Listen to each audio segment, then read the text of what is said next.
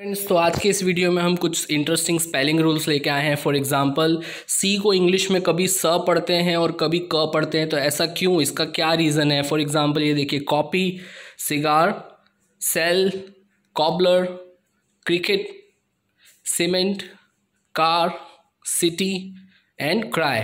अब इसमें से नोट कीजिए, सिटी, सीमेंट, सिगार और सेल, ये चारों को स से पढ़ा जा रहा है, बाकी के जितने सी हैं वो क से पढ़े जा रहे हैं। तो ऐसा क्यों है?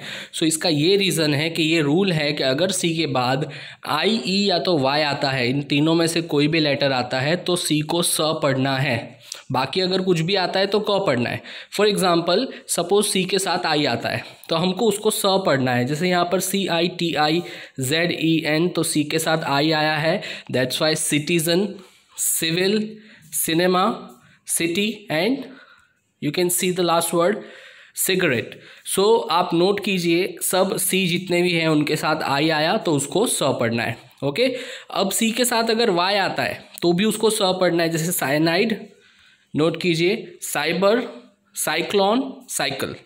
सो ये सी के साथ वाई आया, तीन अक्षर, तीन लेटर्स याद रखना है, आई, ई और वाई। तो ये वाई आया तो भी इसको स पढ़ना है, और सपोज ई आता है सी के साथ तो भी उसको स पढ़ना है। For example, cell, centre, cello and celebrate.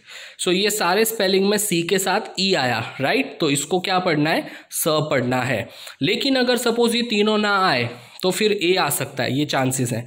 तो ए आता है अगर, तो हम पढ़ेंगे कैट, उसके बाद केस, उसके बाद cap and the last one can. So ये चारों आप स्पेलिंग देखिए, सी के साथ ए है, दैट्स वाई उसको क्या पढ़ना है, क, स नहीं पढ़ना है। स कब पढ़ना है, आई, ई या वाई आए तो। सपोज ओ आता है, राइट, तो भी क पढ़ना है। सो ओ वाले वर्ड्स आप देखिए, कॉप, उसके बाद cost, then con and then coat.